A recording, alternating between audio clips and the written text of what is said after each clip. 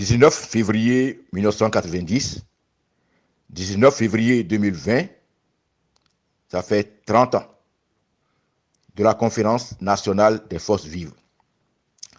Chers compatriotes, il y a 30 ans, le génie béninois a surpris l'Afrique et le monde.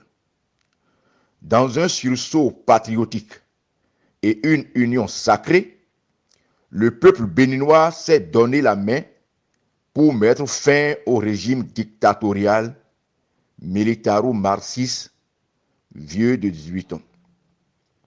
Durant 10 jours, venus de toutes les classes sociales et professionnelles organisées, ainsi que de toutes les régions du Bénin, les Béninois ont transcendé les clivages et intérêts particuliers ou partisans au fin de réfléchir aux mots qui minaient le vivre ensemble et le développement social, économique, financier et politique du pays.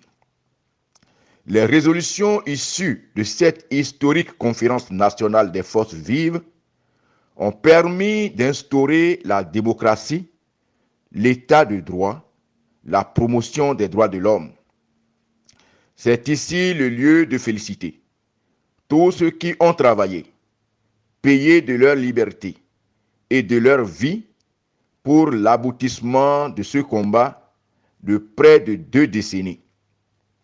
Le Parti communiste du Bénin, les travailleurs, les étudiants, les élèves, les confessions religieuses, la chefferie traditionnelle, les intellectuels, les universitaires, les hommes de droit, les journalistes, les ouvriers, les paysans, les commerçants et commerçantes, les organisations de masse, les lobbies, le peuple. Je m'incline devant la mémoire de tous ceux qui sont tombés sur le champ de bataille des libertés publiques. Vous êtes les dignes martyrs du Bénin. Les résolutions issues de ces assises ont été traduites dans la Constitution du 11 décembre 1990, socle du pacte social national. Le Bénin s'est inscrit dans l'histoire démocratique du continent comme pionnier. Son exemplarité est saluée à travers le monde entier. Nous avons malheureusement oublié que le Bénin comptait encore des ennemis de la démocratie, des nostalgiques de l'esclavage. 27 ans après cette conférence nationale, dont nous célébrons le 30e anniversaire, le Bénin a eu le malheur de porter à la magistrature suprême un de ses fils qui n'a participé ni de près ni de loin à cette lutte historique de démocratisation.